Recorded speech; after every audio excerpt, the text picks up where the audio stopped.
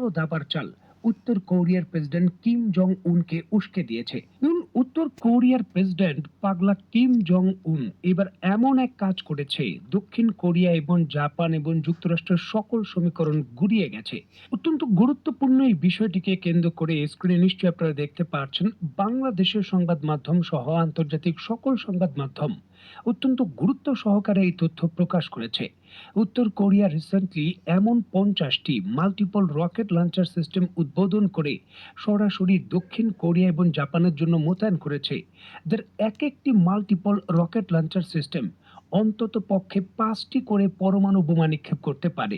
মানে এই 50টি tactical nuclear launching system দিয়ে অন্তত পক্ষে 250টি পরমাণু বোমা দক্ষিণ কোরিয়া এবং জাপানে নিক্ষেপ করা যাবে। যেমন সাধারণ মাল্টিপল রকেট লঞ্চার সিস্টেমগুলো 300 মিলিমিটারের বেশি হয় না, তবে উত্তর কোরিয়া চীনের সহযোগিতায় চীনের ট্যাকটিক্যাল যে মাল্টিপল রকেট লঞ্চার সিস্টেম রয়েছে তার হুবহু তৈরি করেছে এবং এর নাম দিয়েছে তারা KN-25। এটি 600 মিলিমিটারের রকেট লঞ্চার সিস্টেম বা ট্যাকটিক্যাল পরমাণু বোমা নিক্ষেপ করতে পারে। এই ধরনের 50টির বেশি তারা মিসাইল উদ্বোধন করেছে, রকেট লঞ্চার সিস্টেম উদ্বোধন করেছে। আর এর পরপরই কিন্তু জাপান এবং দক্ষিণ কোরিয়া এবং যুক্তরাষ্ট্রের ঘাম ঝরে গেছে।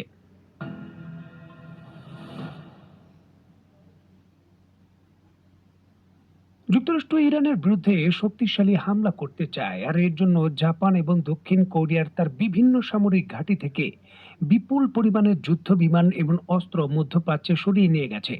বিশেষ করে F-22 র্যাপ্টর, F-35 এবং F-18 হর্নেটের মতো যুদ্ধ বিমান বহু পরিমাণে মধ্যপ্রাচ্যে সরিয়ে নিয়ে গেছে। এখন ইরানকে সহযোগিতার জন্য চীনের দরকার ছিল এই যুদ্ধ বিমানগুলো যুক্তরাষ্ট্র যাতে সরিয়ে নিতে না পারে তা নিশ্চিত করা। আর এটা করার জন্য উত্তম দাবার চাল হলো উত্তর কোরিয়াকে উস্কে দেওয়া। আর উত্তর কোরিয়াকে প্রযুক্তি দিয়ে উস্কে দেওয়ার পরই এই উত্তর কোরিয়া নতুন এই ভূমিকম্প তৈরি করে দিয়েছে।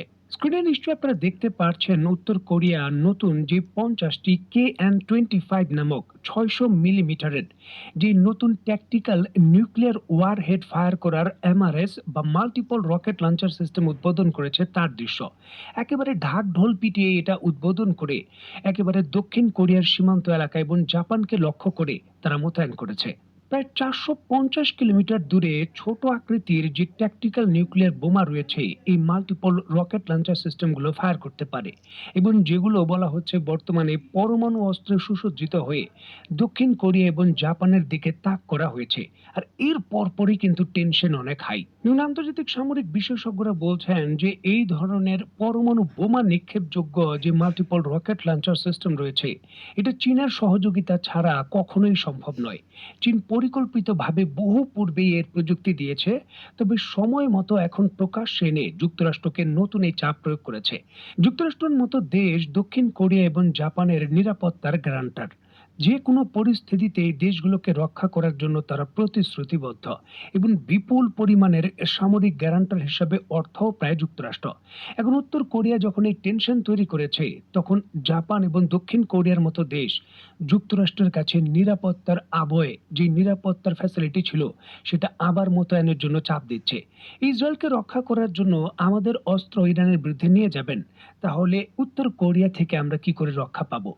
জরুরি ভিত্তিতে ইরানের হামলার জন্য মোতায়েনকৃত যে F-22 যুদ্ধ বিমান এবং অন্যান্য যুদ্ধ জাহাজ রয়েছে, বিশেষ করে আব্রাহাম লিঙ্কনের মতো যে এয়ারক্রাফট ক্যারিয়ার রয়েছে যেটা দক্ষিণ চীন সাগরে জাপান এবং কোরিয়াকে রক্ষা করার জন্য অবস্থান করছিল, সেটাকেও ডেকে পাঠানোর জন্য এখন দক্ষিণ কোরিয়া এবং জাপান চাপ দিচ্ছে। সামরিক বিশেষজ্ঞরা বলছেন যে